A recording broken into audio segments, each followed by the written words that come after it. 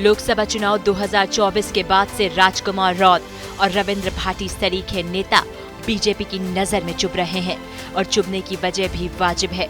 दरअसल लोकसभा चुनाव 2024 में बीजेपी राजस्थान में 25 में से 11 सीटें हार गई थी। उन 11 हारने वाली सीटों में बांसवाड़ा, डूंगरपुर, बाड़मेर, जैसलमेर सीट भी शामिल है, क्योंकि इन दोनों सीटों पर बीजेपी की हार की सबसे बड़ी वजह इन्हीं दोनों नेताओं को माना जाता है। लेकिन अब बीजेपी इन सांसदों के खिलाफ खुलकर मैदान में उतर गई है। दरअसल बीजेपी ने बांसवाड़ा से सांसद राजकुमार रौत और भारत आदिवासी पार्टी द्वारा वक्फ संशोधन अधिनियम बिल का समर्थन करने पर निशाना साधा और कहा कि जो सांसद पार्टी और आदिवासी हित और समाज की बात करते रहे, उन्हें तो इस बिल के समर्थन में वोट देना चाहिए था। लेकिन ये दुर्भाग्यपूर्ण है कि राजकुमार रौत ने इस संशोधन बिल के विरोध में वोट देकर आदिवासी की भावनाओं के विपरीत काम किया। इसको लेकर भारतीय जनता पार्टी के राष्ट्रीय कार्यकारिणी सदस्य कनकमल कटारा के नेतृत्व में राजकुमार रौत और नेता प्रतिपक्ष राहुल गांधी का पुतला दहन कर विरोध दर्ज कराया गया।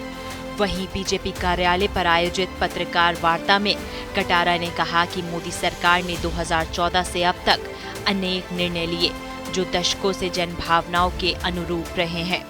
ये जो अभी हाल ही वक्फ बोर्ड का जो बिल आया, इसमें शेड्यूल एरिया में आदिवासियों की ज़मीन के लिए कोई प्रभाव इसमें रहना नहीं, उनके फायदे के लिए है।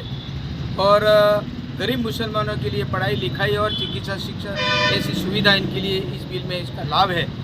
इनका विरोध यहाँ के डूंगरपुर बांसवाड़ा के सांसद राजकुमार ने किया और राहुल गांधी जी ने किया और कई लोगों ने अपने क्षेत्रों के हिसाब से किया। लेकिन इस क्षेत्र में जो सांसद है वर्तमान में वो इन्होंने इसका विरोध किया। ये नहीं चाहते कि आदिवासी का विकास हो, यहाँ नहीं चाहते कि गरीब मुसलमानों को ये अच्छा बिल आया उसकी देखा।